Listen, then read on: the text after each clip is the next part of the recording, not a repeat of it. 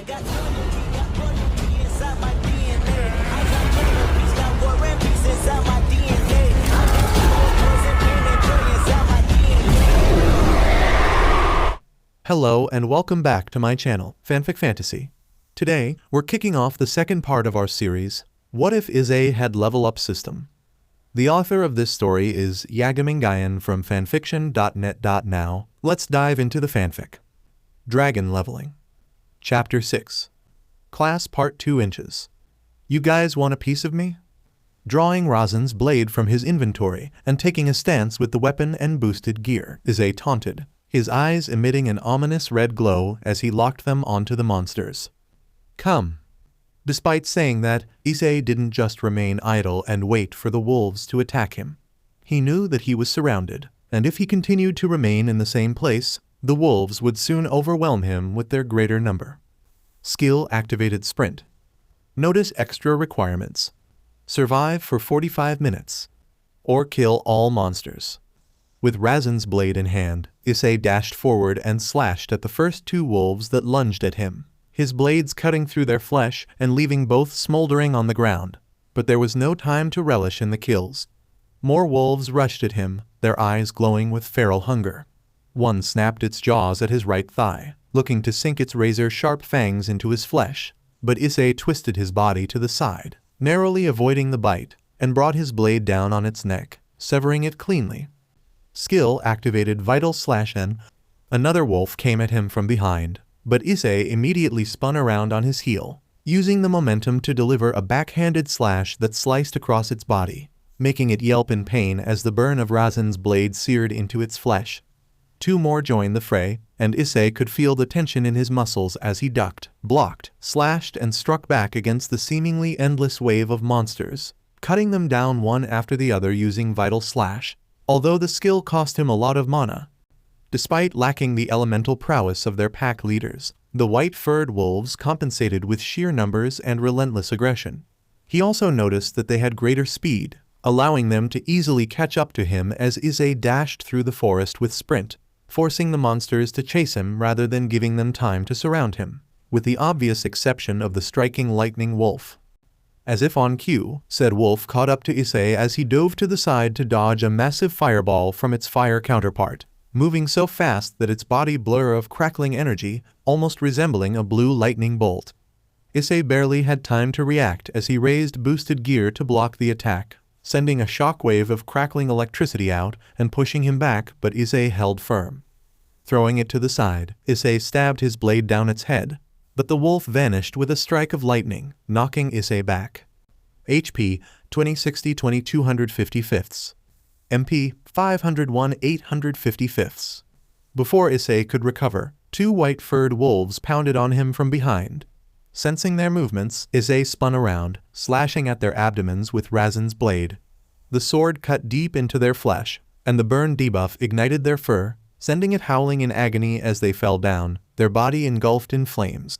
Another wolf lunged at him, but Issei sidestepped and drove his sword into its side, leaving the wolf to collapse in a smoking heap. Their movements are predictable, and fire is effective against them, Issei thought as he glanced to the side and saw the fire and water wolves chasing him in the distance. But my sword probably won't work as well against those two. Gotta be careful. Just as he killed another wave of white-furred wolves, the wind wolf sent a tornado at him with a deafening howl, uprooting trees and ripping apart the ground as it barreled toward him. Issei immediately activated the jump ability that he got from his boots and leaped high into the air, avoiding the tornado before he descended down upon a white wolf, killing it in an instant. The lightning wolf took that opportunity to rush toward him for another attack, but this time Issei was ready. Channeling his demonic power into boosted gear using his transfer ability, Issei waited for just the moment the wolf dashed at him to stop himself and turn around to throw a punch at its head. The impact created a brilliant flash of light and the wolf was sent hurtling backward, crashing through a line of trees before slamming into the ground with a thunderous boom. Striking lightning wolf LV 24 defeated. But the battle was far from over. Issei barely had any time to catch a breath as the wind wolf and two of its white-furred counterparts pounced on him at once. Instinctively, he swung Rasen's blade in a wide arc, managing to slash across one of them, sending it tumbling to the ground. The second wolf aimed for his right leg, but Issei twisted his body to the side just in time to raise his knee and slam it into the wolf's head from below, snapping its neck. The winged wolf, however, managed to bite into his right arm after its fangs pierced through the fabric of his jacket. Gritting his teeth at the pain while blood flowed from the wolf's snout, Issei punched the monster in the head with boosted gear, breaking its jaw and loosening its grip just enough to break his arm free. Quickly changing the hand holding his sword by dropping it from his right, which was soaked in blood, and snatching it from the air with his left, Issei then executed a swift, upward slash with the weapon, slicing through into the wolf's side and sending it crashing to the ground. The bite wounds on his arm weren't fatal thanks to his jacket, but Issei didn't waste even a second to bring his flaming blade down to cauterize the wounds, stopping the bleeding before he could lose more blood. HP 1560 2255. MP 390 855.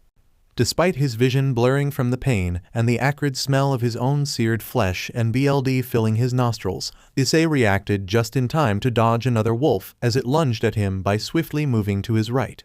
Issei then spun on his heel and brought Razan's blade down in a vicious strike, splitting its head cleanly in two. The winged wolf, now bleeding profusely from its back, tried to retreat, but Issei refused to let it escape. He ran towards it, closing the distance in a heartbeat, and drove his sword through its back to yank the blade all the way to its head, ending its life. Twisting Vortex Wolf LV. 24 defeated. From the corner of his eye, he saw the Earthen Fury Wolf charging at him, its body encased in a thick armor of stone, with rocks flying around it like a living shield. The ground shook with each of its steps, and the Issei only had enough time to brace himself, using boosted gear and Razan's blade to hold back the wolf as it slammed into him with the force of a speeding truck, sending him skidding back despite his best efforts to hold his ground.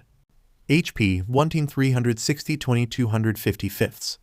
MP 389 855. To make matters even worse for Issei, the fire and water wolves used that time to finally catch up to him and blast him with a combined assault of their respective elements. Issei immediately rolled away, putting as much distance between himself and the wolves as he could to dodge the blasts, which generated explosions followed by eruptions of steam that filled the air around him, obscuring his vision and choking his lungs with heat and moisture. Just when Issei finally managed to pick himself up, the earth wolf hurled a boulder at him. Issei brought boosted gear forward and punched the boulder, shattering it into countless fragments. A wave of scorching flames came at him immediately right after, forcing Issei to dive to the side, avoiding the worst of it. At the same time, the Earthen Fury Wolf charged at him again, its massive stone-covered body threatening to crush him. "Partner, use Penetrate. Way ahead of you, D-Drag," Issei said, and a red glow enveloped the blade of his sword as he gripped it tightly with boosted gear. Waiting for the moment the Earth Wolf lunged at him, Issei ducked his body down and spun around on one knee, slashing his blade upwards as the monster soared over his head. Unlocking boosted gear level 3 had granted him more than just the ability to communicate with D-Drag, it had also given him access to another of his signature techniques, Penetrate. Skill activated Penetrate. Required boosted gear LV 3. Required mana 200. Required STR 60. Required Dex 50. One of the signature move of the Heavenly Dragon, D-Drag.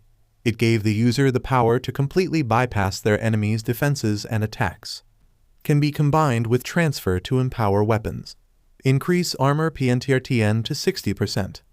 Empowered with Penetrate, Razan's blade sliced through the Earth Wolf's stone armor like a hot blade running through butter. With a cry, Issei swung the blade downwards to finish his attack, cutting through both rocks and flesh. The Earthen Fury Wolf let out a howl as the flaming blade seared into its flesh, and soon its stone armor crumbled away as it fell to the ground and died. Earthen Fury Wolf LV. 24 defeated. "You guys are next," Issei shouted as he dashed toward the fire and water wolves, eliminating the remaining white-furred wolves on his way.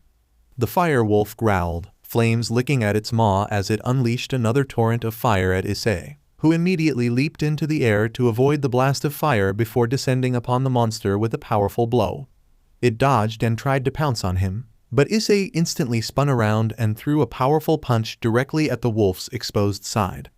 The force of his blow staggered the monster, causing its flames to flicker and weaken, and gave Issei an opening to follow up with a decisive blow to its head, making its flames sputter out before collapsing to the ground.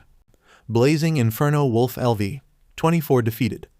The water wolf pounced on Issei from behind, but he reacted quickly, dodging to the side and slashing at the wolf with Rasen's blade. Just as he had expected from the start of the fight, the sword passed harmlessly through its liquid-like body, which dispersed around the blade before immediately reforming as the wolf landed on the ground and lunged at him again. Boost! This time, Issei didn't bother to attempt another futile slash.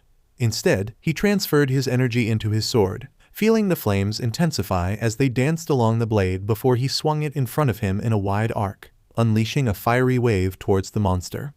The wave of flame collided with the water wolf, forcing it to solidify as the intense heat disrupted its liquid state. The wolf let out a guttural growl, its form flickering erratically as it crashed into the ground. Before it could liquefy again, Issei burst through the cloud of steam and drove his sword into the wolf's neck. The blade cut deep with vital slash, making the water wolf convulse before finally collapsing, its body reverting to that of an ordinary blue-furred wolf as it lay lifeless at the end of his blade. Rising Tide Wolf LV 24 defeated.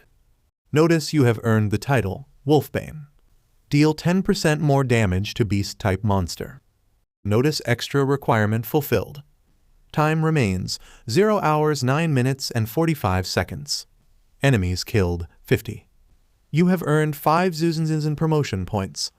That's the last of them. You did it, partner. No, those are just the elites. There's still the boss left, Issei said while cautiously scanning his surroundings for the boss, which could show up at any moment just like the previous dungeons. Fortunately for Issei, a message window then appeared in front of him, bearing a notification that allowed him to exhale in relief. Noticed area cleared. Proceed to the location marked on your map to face the boss of the dungeon. Take a moment to rest first, partner. I think you need it. Yeah? Issei took a deep breath as he sat down and brought out some bandages in his inventory to wrap them around his right arm, wincing a little at the pain before leaning back against the trunk of a large tree with the boosted gear to rest. For several minutes, he just sat there with his eyes closed, letting the cool breeze of the night soothe his weary muscles and reduce his fatigue naturally to just a single digit. Fighting those wolves had been just as difficult as he had expected from the start, and Issei already knew that the boss would be much harder than all of them combined. Let's look around and see if those wolves dropped anything useful, Issei decided as he stood up and wandered around.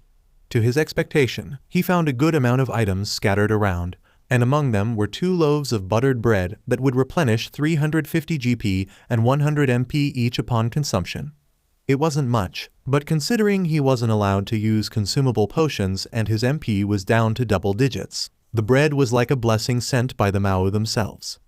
Without pause, Issei opened the wrap around the first bread and devoured it, not realizing how hungry he was until his nose caught its delicious aroma. How did a pack of wolves drop bread instead of meat? How does that even make any sense? Ddraig, how did a wig cost 10 golds to buy? Issei replied with his own question as he ate the second bread. I know it's weird, but you don't ask for logic when it comes to things like this. Reite. HP 2060 2255. MP 244 855. The breads were great, but they weren't the only items that he found. After a few minutes, Issei was able to gather a total of 25 wolf fangs and 40 wolf claws, E-rank junk items that he could sell for a hefty amount of golds at the system shop despite their low rarity. Hey Ddraig, dragons love gold, right? Issei asked as he stored the items away in his inventory, planning to sell them later since the shop was locked, and there's no way for him to access it until he'd finished the dungeon. Oh, you have no idea, partner? Ddraig responded with an amused chuckle. I knew some dragons who were absolutely obsessed with those shiny little coins and jewels.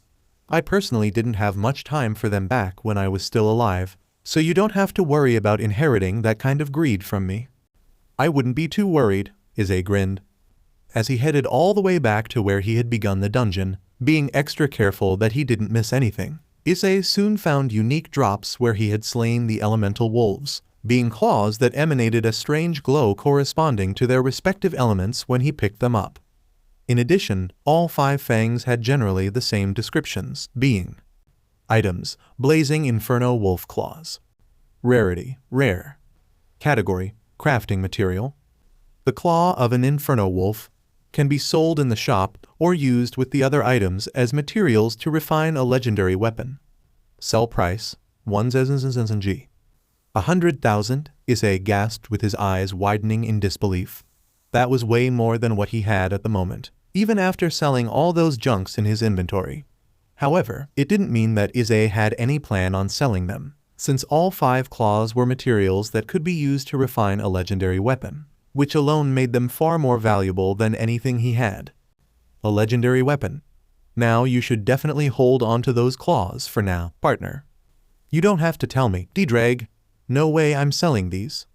Issei replied excitedly as he put the items in his inventory.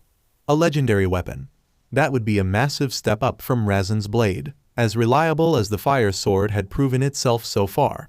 From his experience with video games, he knew just how overpowered and broken those weapons could be, and the mere thought of wielding one into battle sparked an excitement in him unlike anything Issei had ever felt before. All right, I think that's everything, Issei said as he opened his map and checked the marked location. Let's go face down this boss and get our class. With that said, Issei took off at a sprint, the dark forest around him blurring as he sped toward the marked location on the map. With no more monsters around, the path ahead was eerily silent, with the only sound he could hear being the crunch of leaves beneath his feet and the faint rustling of the trees as he zoomed past them. Eventually, Issei reached the central area of the forest, where a clearing opened up before him. In the middle of this open space lay a vast, circular arena, surrounded by jagged, rocky terrain. The ground was uneven, with massive boulders and sharp stones scattered across the battlefield, creating an intimidating environment. Bracing himself, Issei walked into the arena, and the moment he crossed the threshold, a massive ring of fire erupted around the perimeter of the arena. The flames shot high into the sky, encircling the battlefield in a fiery barrier that seemingly trapped him inside. The heat was intense, almost overwhelming, but Issei remained unfazed. He marched forward with Razen's blade in one hand and the boosted gear in the other, fully prepared for whatever lay ahead. But still, nothing could have prepared Issei for what crawled out of the ground upon his arrival. From the center of the arena, the earth split open, and a monstrous figure slowly emerged from within, taking on a form similar to the blazing inferno wolf, but magnified to an unimaginable scale, making it at least 15 to 20 times larger than its lesser counterparts. Its fur was a vibrant red, flowing down its back in sharp, jagged tufts. The metal that coated the lower half of its streamlined body was segmented and sharp, interlocking to form a suit of armor that glinted ominously in the light of the flames that encircled the arena. Red mane like an LV. 30. Before Issei could do anything, the monster let out an earth-shaking howl that almost knocked him flat on his back, making him raise both arms to shield his face before activating jump to launch himself into the air just as the wolf's massive paw came crashing down where he stood. The impact was cataclysmic, the ground beneath the paw exploding into a cloud of dust and debris as the terrain was obliterated. Rocks and shards of stone were sent flying in all directions, and the earth quaked violently under the sheer power of the strike. Boost. D-Drag, keep track of my mana for me. Knowing that he would be as good as dead the moment he took his eyes off the monster even for a split second, Issei shouted to his dragon companion as he descended toward the colossal monster and brought boosted gear down with all his might upon its head. The resounding impact echoed across the battlefield, causing the beast to recoil, its head jerking down from the force of his empowered strike. However, the moment that he landed on the ground, the wolf lunged at Issei with terrifying speed for something its size, with Issei seeing its fur crackling with electricity. Issei barely had time to dodge as the monster bit down on him, rolling to the side just as its fangs tore through the air where he had been standing. No sooner had he regained his footing than the wolf swung its paw at him again, and this time he couldn't avoid it. SHT was the only thing echoed through his mind as the massive paw squatted him like a bug, launching him across the battlefield like a bullet that slammed through one rock after the other. leaving behind a path of destruction behind him until his body collided with a massive boulder, which exploded to send rocks and debris everywhere. HP 460-2255. Warning: HP critical. But Issei didn't see the warning, as for a brief moment, everything went black for him as he fell to the ground, blacking out as blood dripped from his head. The monster pounced on him again, and Issei snapped his eyes open just in time to see the red mane lichen above him, flame flickering from its fur. Instinct took over as he forced his aching body to roll out of the way, narrowly avoiding its snapping jaws. As he scrambled to its feet after being knocked away by the force of its landing, the wolf unleashed a fireball at Issei.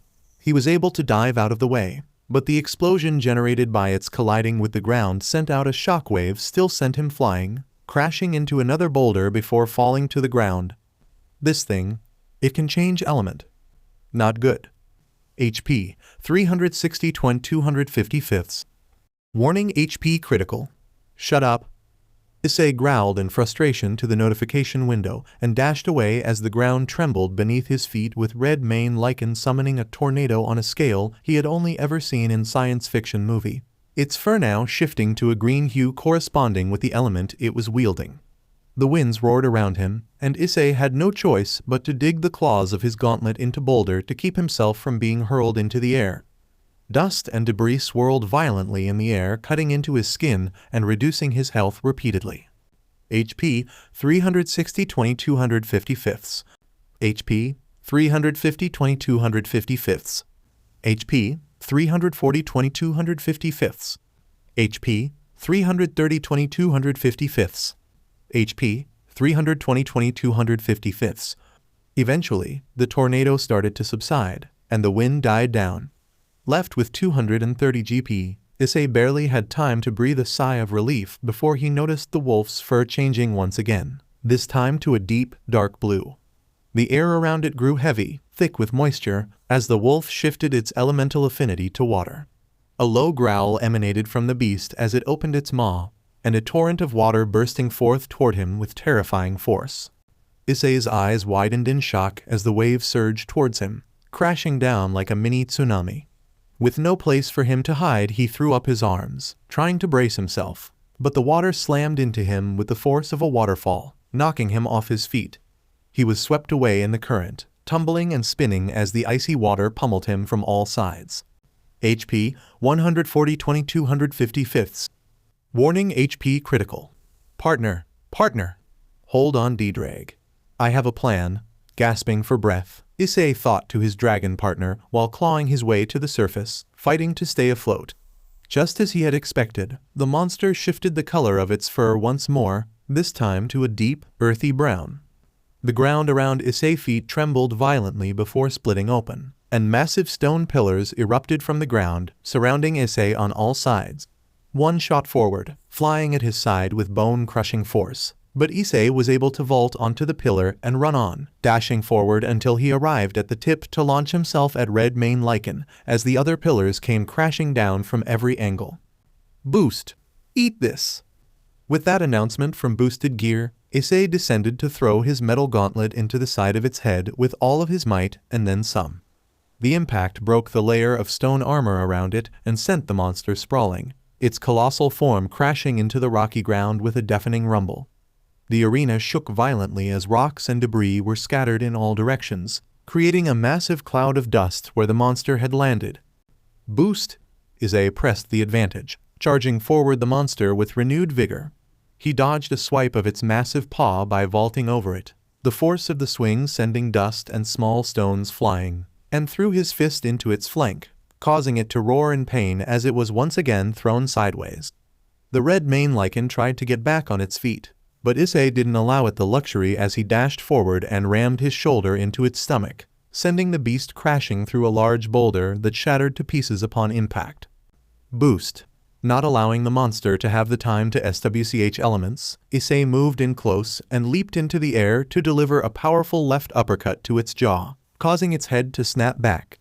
Before it could react, Issei followed up with a crushing right hook, sending it reeling sideways.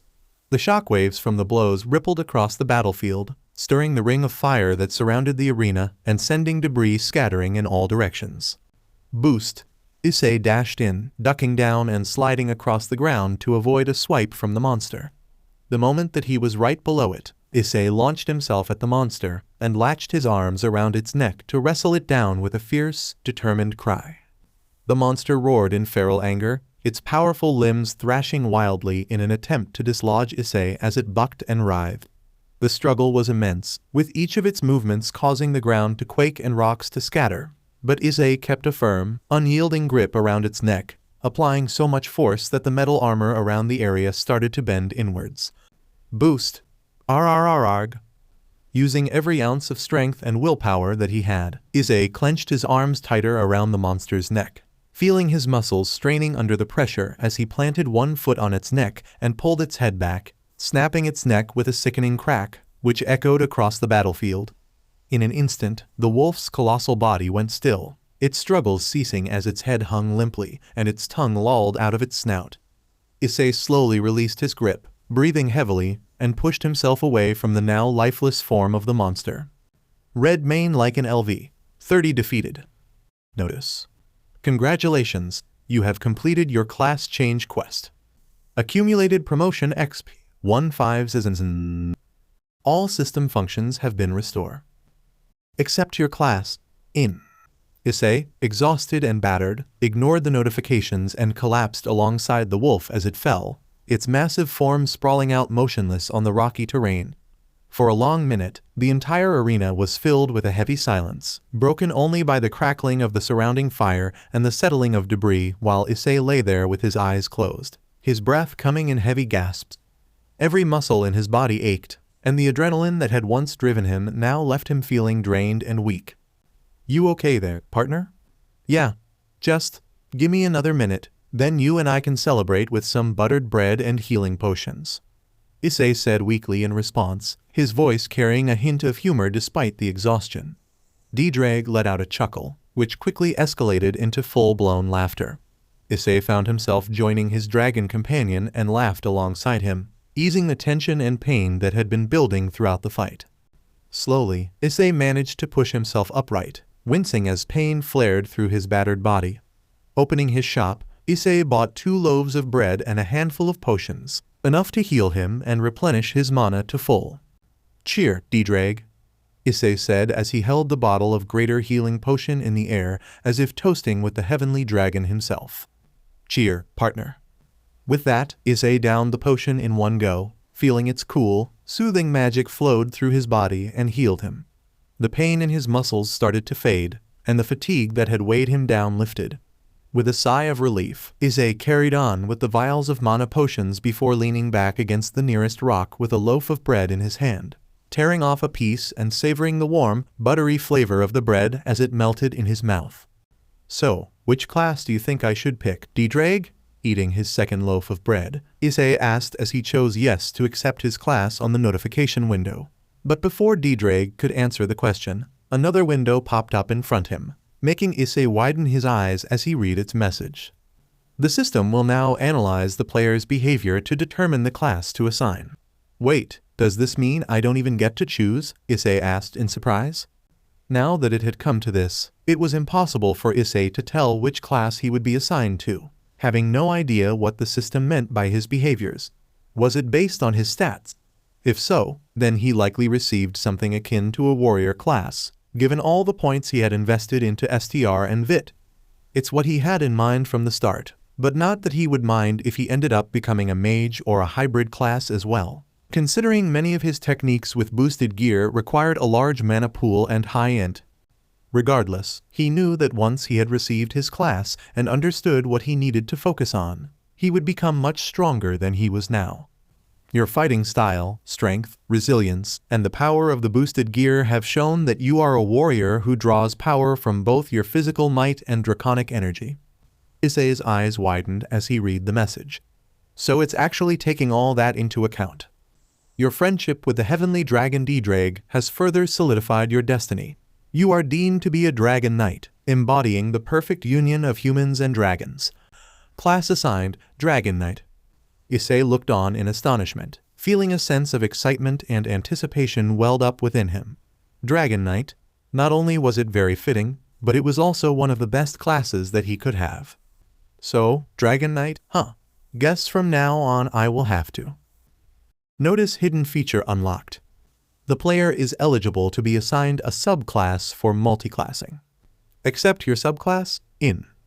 Wait, what? Issei asked in surprise as he sat straight up, looking at the second notification window that appeared in front of him with his eyes widening as wide as dinner plates. A subclass? Multiclassing? Not that Issei had any problem with it. Quite the opposite, actually. He had played some games with the feature before, so he knew exactly what multiclassing meant for him. Without a doubt, he could become even stronger than he could have with just his Dragon Knight class. D-Drag, what do you think? Don't ask me, partner. You're the one who has experience in this kind of thing. True. Issei mused before making up his mind. You know what? Let's go for it. No harm in getting a subclass, am I right?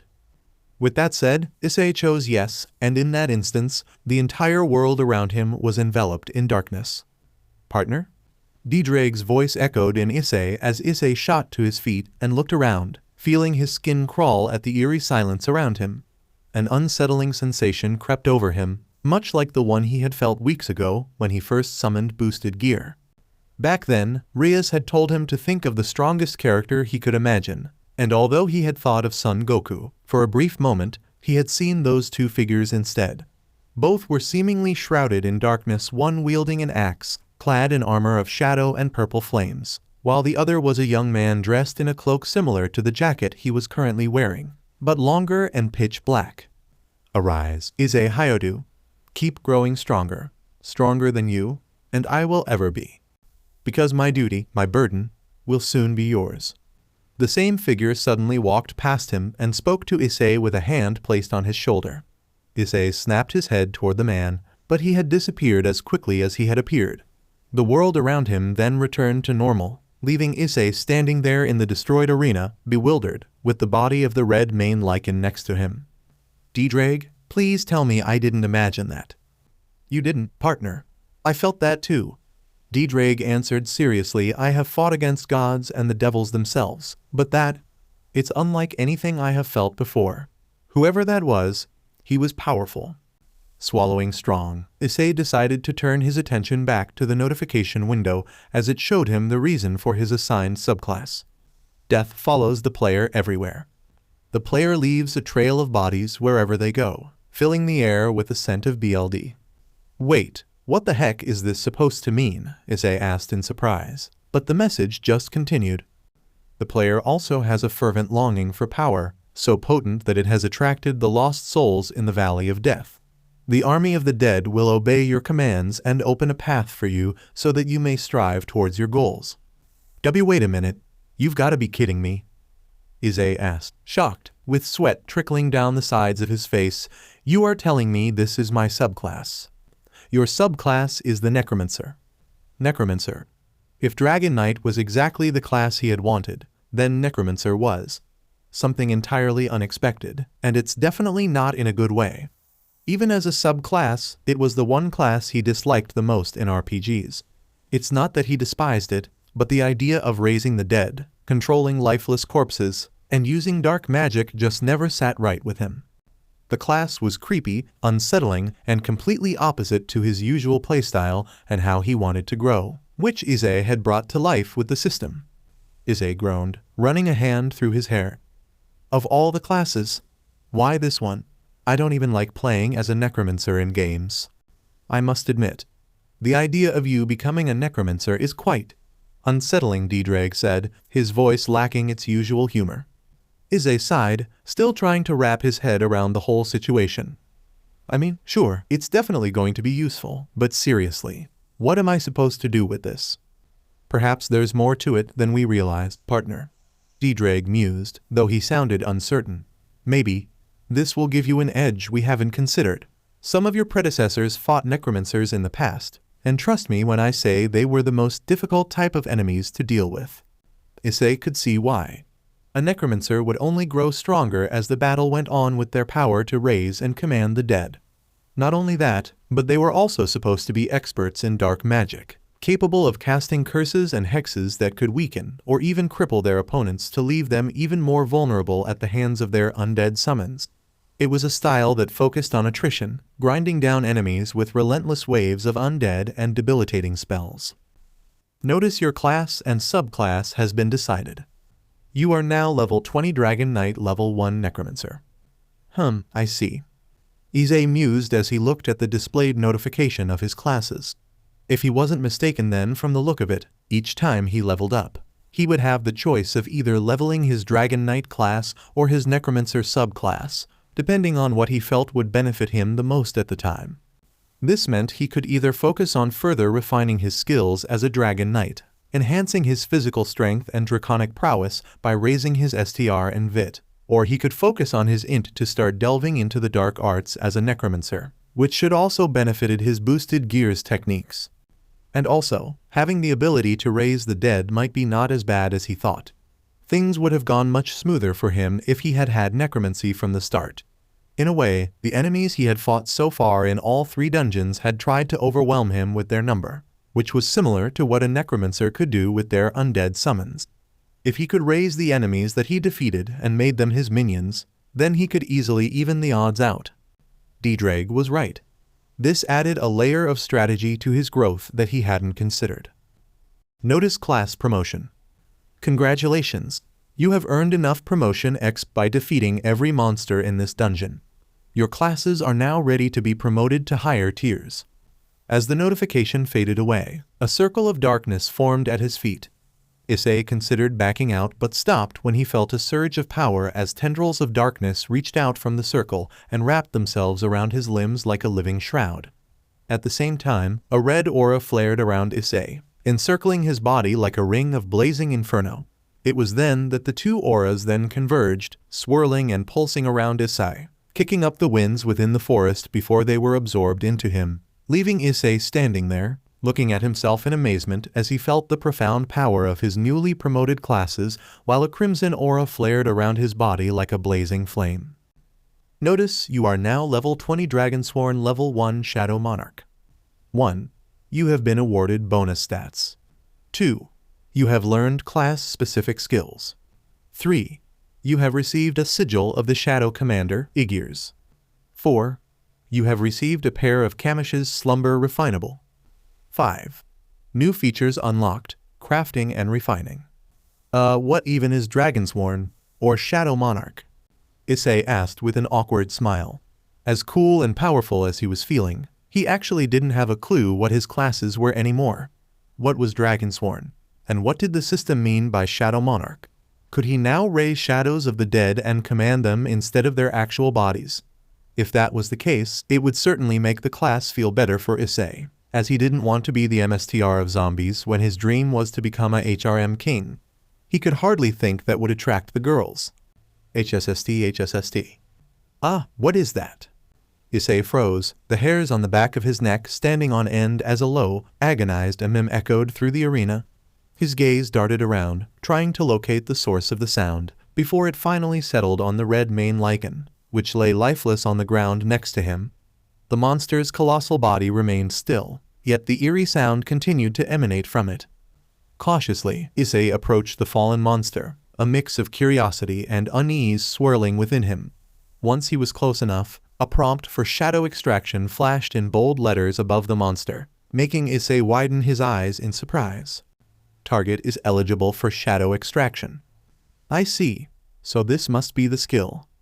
Issei said with a small smile as he looked at the wolf, understanding what it meant when he used the skill on it. D-Drag, what do you think? I cannot think of a more beneficial and formidable first ally, partner. D-Drag answered. Let's do it then. Iss nodded, and it was then that a second window appeared before him, bearing a message along with an empty box to type in. Designate the command for shadow extraction. A command? Issei mused, shuddering a little as his dark aura suddenly intensified for a brief moment, as if helping him make up his mind with the choice, which flowed naturally from his mouth like something he had said multiple times before. Arise. The moment the word left his lips, a dark mist rose around the corpse of the red main lichen. For a moment, everything was still, with Issei holding his breath as he watched intently. Then, the shadow of the wolf monster started to rise, peeling away from the corpse and taking on a form of its own to stand before him. A dark and ominous reflection of the monster it once was, its glowing red eyes locked onto Issei not with feral, murderous intent, but with absolute obedience, as if awaiting orders from him as he stood there and looked at the beast in awe and bewilderment. "Whoa," Issei breathed, his voice barely above a whisper as he took in the sight of his newly risen shadow.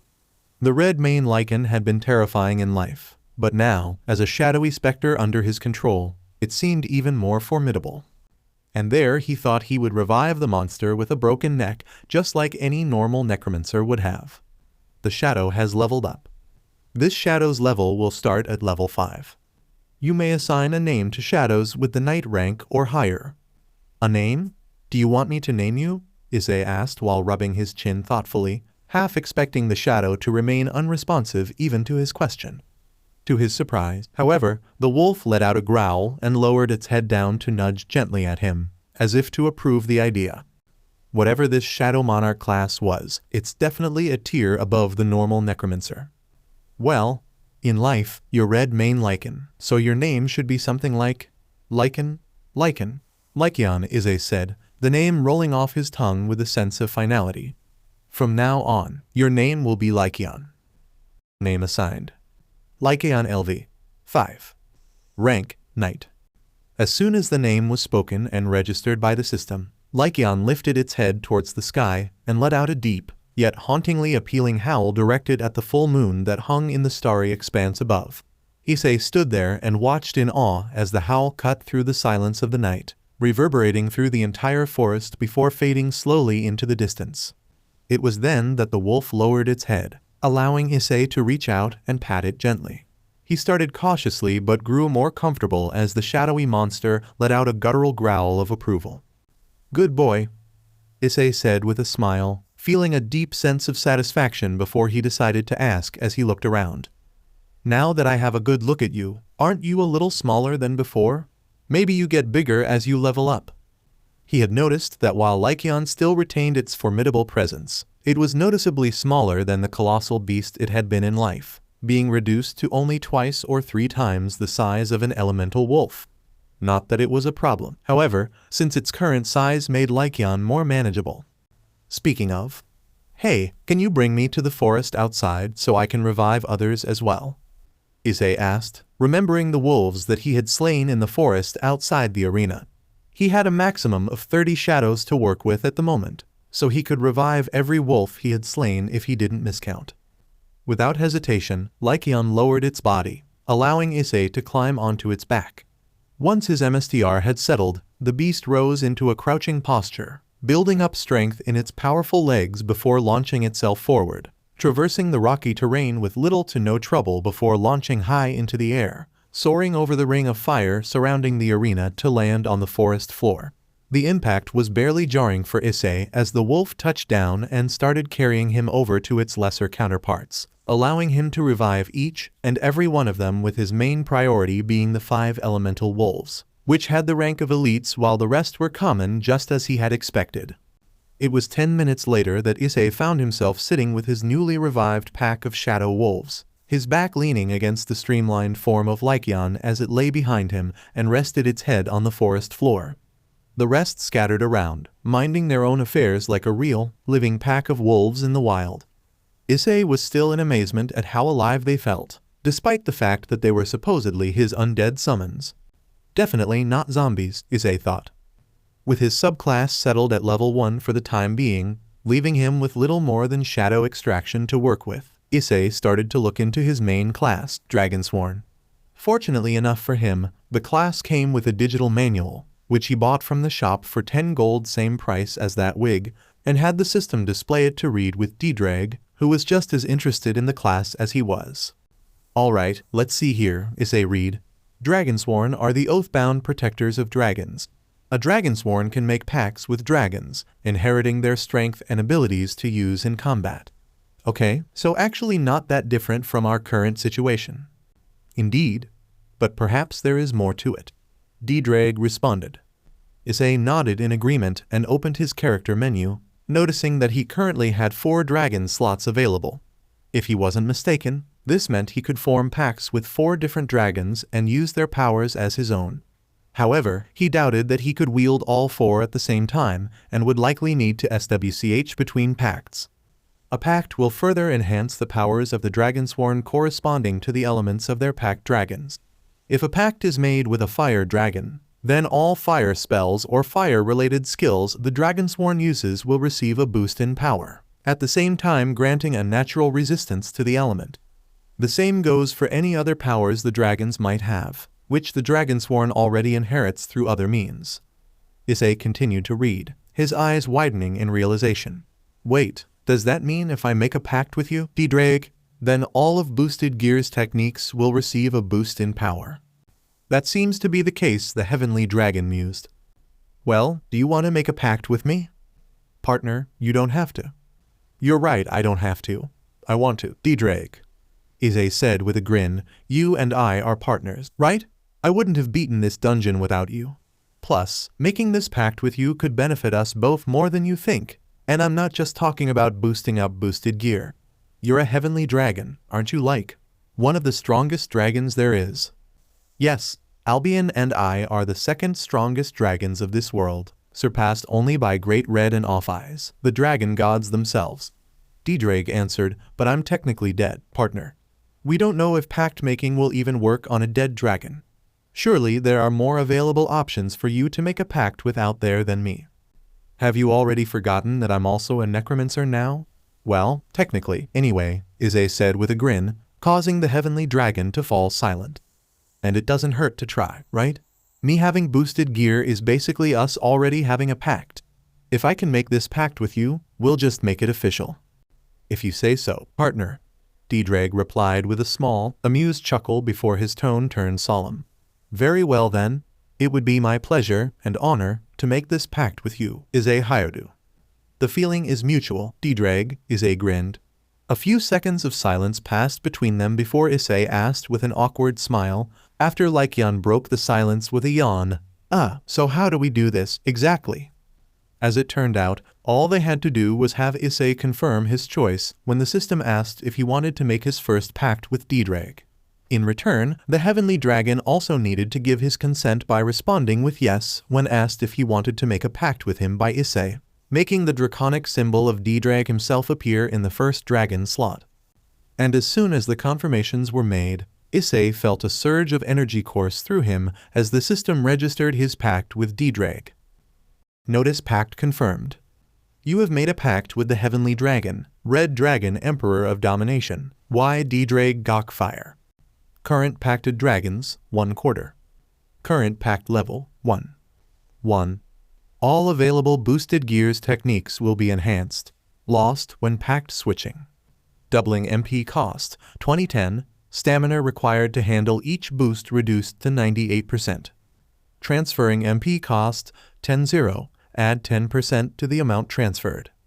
Penetrate MP cost, 200-150. Power increased. Armor PNTRTN, 60 to 80%. Can no longer be distinguished from normal attacks. 2. Passives earned. Dragon's Physiology, grant immunity to all diseases, poisons, and status ailments. Greatly improves health regeneration when the player is asleep. This passive won't be lost when pact switching. Dragon's Sight enhances vision to allow the player to see through illusions and detect hidden objects or enemies. This passive won't be lost when pact switching. Dragon's Resilience increases resistance to physical and magical attacks by 10%. This resistance increases by 5% for each additional dragon the player makes a pact with. This passive won't be lost when pact switching. Dragon's Might, your true potential has been unlocked, allowing you to grow stronger with each level. HP now also scales with STR, MP now also scales with Char, and dragon-based attacks now deal a percentage of VIT and Dex. This effect increases by 5% for each additional dragon the player makes a pact with. This passive won't be lost when pact switching. Fire Mastery. Through the pact with D-Drag, a fire dragon, you have gained mastery over fire. All fire-based skills and spells will have their MP cost reduced by 20% and deal 15% more damage. increased by 2% for each additional fire dragon the player makes a pact with. This passive will be lost when pact switching to dragons of other elements. Fire resistance. Through the pact with D-Drag, a fire dragon, the player has gained fire resistance. All fire-based skills and spells will deal 5% less damage to you. You can also withstand high temperatures and heat-based environmental hazards. This resistance increases by 5% for each additional fire dragon the player makes a pact with. This passive will be lost when pact switching to dragons of other elements. 3. Skill unlocked. Fire Imbue. Through the pact with D-Drag, a fire dragon, the player has gained the ability to imbue their weapons with fire, dealing fire damage equal to 30% of attack with a chance to burn the target. Increase 5% for each additional fire dragon the player makes a pact with. This passive will be lost when pact switching to dragons of other elements. Whoa, this is awesome, Issei exclaimed, his eyes wide with a mix of amazement and excitement as he read carefully through the whole thing. Enhanced boosted gear techniques, mastery and resistance to fire. This was everything that he could have hoped for the Dragonsworn class and his pact with D-Drag. He had no doubt that as he leveled up his pact level with D-Drag, additional skills and status would be available to him. This is something else, D-Drag said in amazement. He was most impressed by the enhancement to the penetrate technique, which could no longer be distinguished from normal attacks, a common problem that he and all of the past wielders of boosted gear had when facing experienced opponents. Users of Divine Dividing, in particular, could naturally counter the technique because of Albion, but that should no longer be a problem with the enhanced penetrate. I will lose the buffs and benefits of the pact with you if I SWCH to another dragon. Fire mastery and fire resistance lost when switching to dragons of other elements. Issei mused while rubbing his chin, looking deep in thought for a moment before widening his eyes in realization.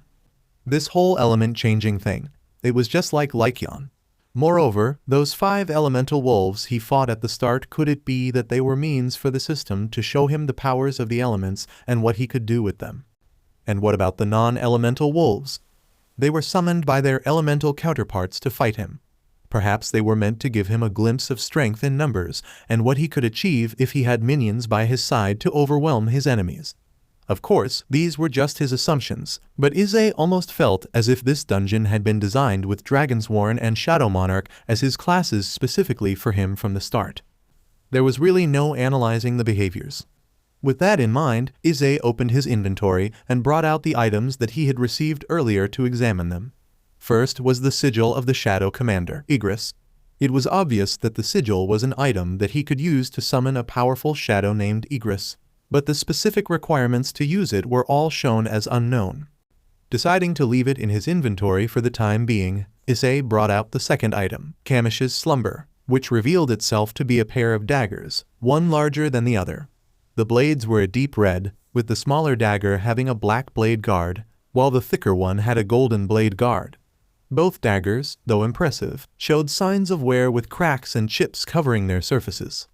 Despite these flaws, the edges appeared to still be incredibly sharp, and the weapons themselves seemed to hold a latent power, as if waiting to unleash their full potential.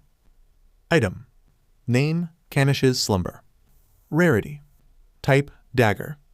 Attack, 100. A pair of daggers forged by a MSTR craftsman from the fang of a dragon. Both weapons bear signs of extensive use, with cracks and chips etched into their surfaces. Despite their condition, the edges remain sharp, and there is a hint of power that has yet to be awakened. Perhaps it could be returned to its former glory using refinery with the right materials. Materials required. Elemental Fangs X5. Unknown X1. Unknown X1. Unknown X1. Next stage of refinement, Kamish's Awaken. Hold on. Is this the legendary weapon? Issei asked in surprise as he looked at the daggers in his hands, remembering the fangs he had collected earlier from the elemental wolves. Opening the new crafting window, Issei put Kamish's Slumber into the refinery slot, confirming that the elemental fangs in his inventory were indeed among the required materials to refine the weapons. Impressive craftsmanship, I have to say. D-Drag's voice echoed from boosted gear, making Issei nod his head in agreement. So where exactly am I going to find the other materials then? Issei asked himself,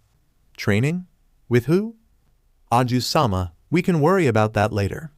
Grafia spoke up, making Issei and Riaz look at her as she turned to him. You must be Issei-san. Nice to meet you. I'm Grafia Lucifuge, the head maid of the Gremory Devil household.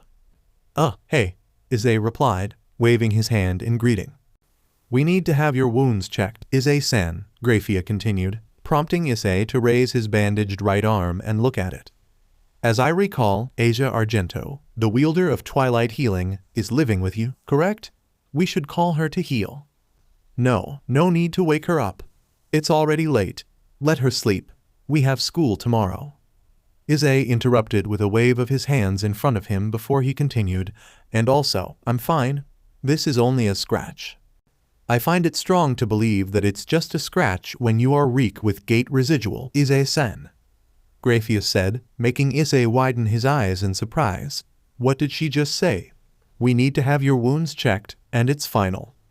And with that, Issei found himself sitting on his chair with his right arm resting on the deck, facing Grafia as she unwrapped the bandages, revealing the cauterized wounds underneath and making Riaz gasp in horror. I'm fine, really. Don't worry about it, Buchu. Issei said with an assuring smile. He definitely could have healed himself better, but Issei had wanted to test his dragon's physiology passive to see how well he would heal after a good night's sleep. He just didn't expect to meet anyone that night as he returned to his room. Anyway, Grafia-san. Deciding to change the subject, Issei turned back to Grafia to ask her as she carefully disinfected his wounds. The woman clearly had experience in the medical field. If you don't mind me asking, you mentioned something about gate. What is it? I take that Aju-sama hasn't told you. Grafia said before she carried on explaining. Well, you see, around 18 years ago, portals that we believe connect ours to another world started to show up all around the globe. If left unaddressed within a few days, monsters and magical beasts inside will start flooding into our world through these portals, threatening the safety of not just us devils, but humans and every other being out there. Each faction calls it something different, but the common term we all use is gates. I have seen a few of them, but only on news and reports. Riaz continued, but as far as I can tell, each of these gates works like a dungeon in video games with a powerful boss monster residing inside, and it will remain open until this boss is defeated. Many people have tried other methods to force close these gates, but none of them worked. So pretty much everyone just sticks with fighting. Not like we don't gain anything from them by doing it though. No way. Issei widened his eyes in shock. What they had just described was exactly what he had encountered so far with those dungeons. Could it be that he had been fighting in those gates this whole time, and the keys he received from those random loot boxes were a means to force open those gates? This raised even more questions about the system. D-Drag, do you know anything about this? Sorry, partner, but this is my first time hearing about something like this too. These portals must have been around for as long as you are alive, and I was in slumber the whole time until you woke me up by summoning boosted gear for the first time. Issei could only nod his head mentally to D-Drag. He couldn't really blame the dragon for not knowing it. But D-Drag had a point there. Why had they been around for as long as he was alive? Did it have anything to do with the system?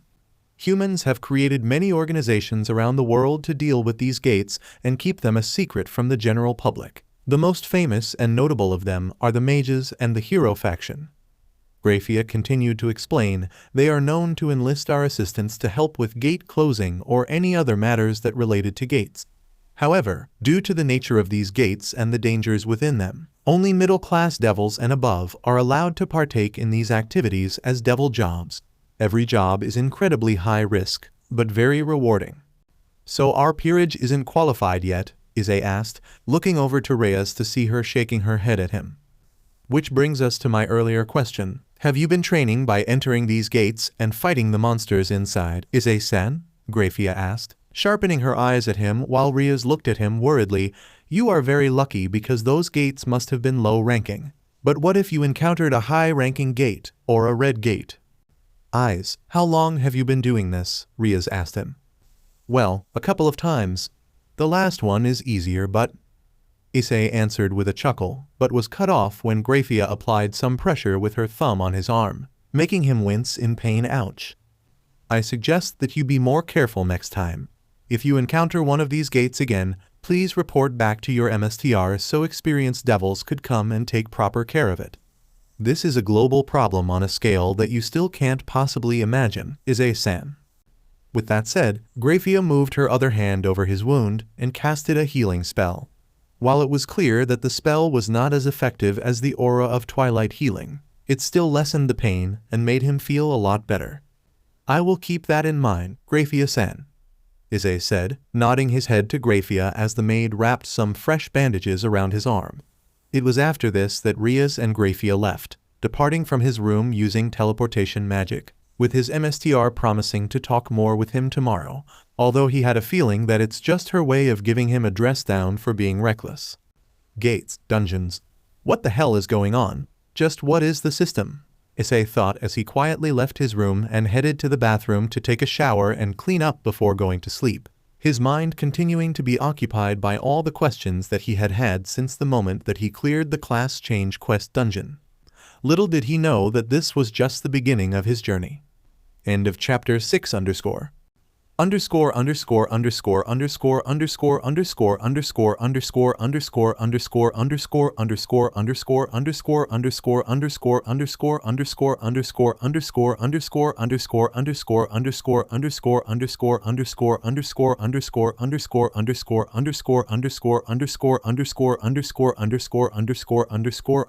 current stat. Name, Issei Hyodu. Race, Reincarnated Devil. Class, Level 20 Dragonsworn Level 1 Shadow Monarch. HP, 3D 955 3D 955. MP Current Attribute, Draconic Demonic, 1D 255 1D 255. Strength, 90. Vitality, 75. Intelligence, 70. Dexterity, 80. Perception, 60. Charisma, 50. Current Pact, YD Drag Gok Fire. Unique Class Skills, Fire Imbue, Shadow Extraction. Dragon Leveling. Chapter 7. Phenex Part 1. Issei felt his breath catch in his throat as he stumbled into a strange, eerie stone chamber. Before him, a young man with dark hair and dressed in a blue hoodie lay sprawled on a platform, his body and clothes soaked in BLD, which trickled down to the floor beneath him in an almost ritualistic pattern. The air around him was heavy, thick with the scent of despair as he heard the man groan in pain. Before Issei could rush to help him, he felt an immense pressure behind him and came to a sudden stop.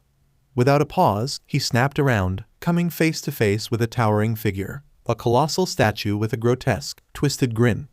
Its face was a ghastly shade of blue, its cracked surface barely containing the maliciousness that seemed to radiate from it. The eyes, glowing red and full of malevolence, stared directly at him, as if piercing into his very soul. Ah! It was then that Issei jolted awake, gasping for breath as his heart pounded in his chest.